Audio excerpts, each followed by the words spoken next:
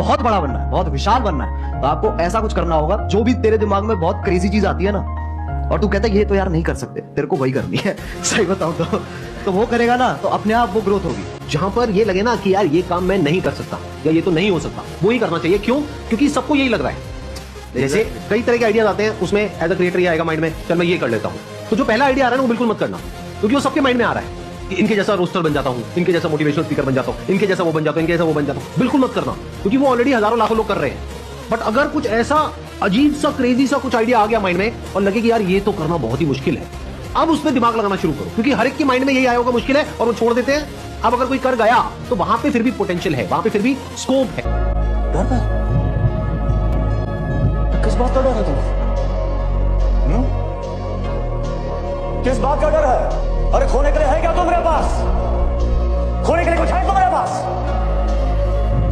तो कहां का डर है? अरे भूख से, थकान से, बुखार से कहां होगा? कहां होगा? मर जाओगे। अरे मर तो उसी दिन गए थे जब गरीब के घर में पैदा हुए थे।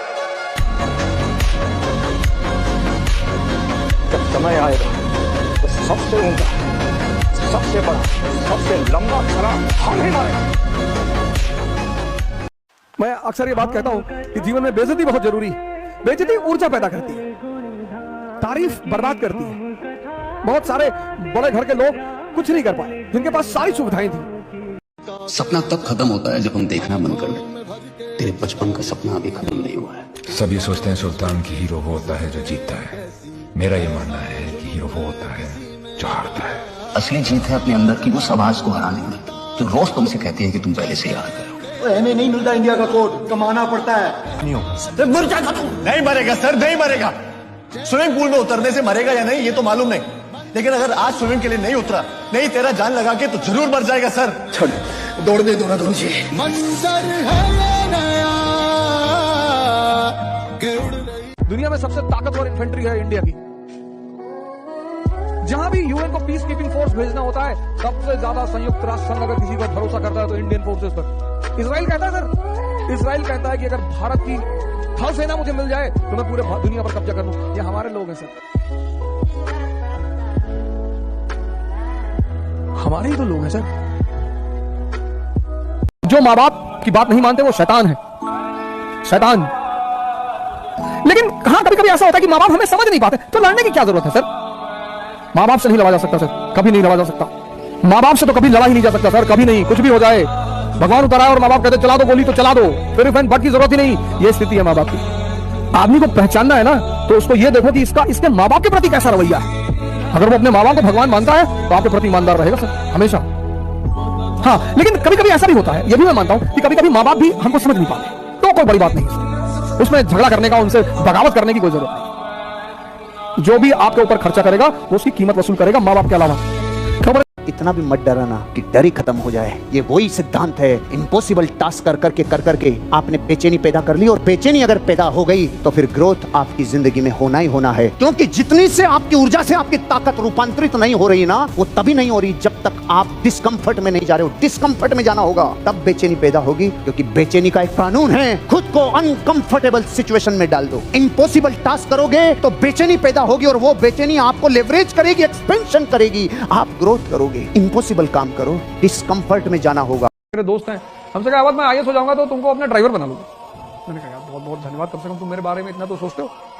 वो आजकल अपने ट्रांसफर कराने के लिए मुझसे फोन करते हैं। किसी को उल्टा सीधा नहीं बोलना चाहिए, इसीलिए हमने, हमारी जो संस्कृति है उसने समय को भगवान कहा, महा कहा। काल यानी समय और महा यानी बड़ा। समय से बड़ा कुछ भी नहीं। समाज का काम है आपको बर्बाद करना और भटकाना, ये समाज का धर्म है।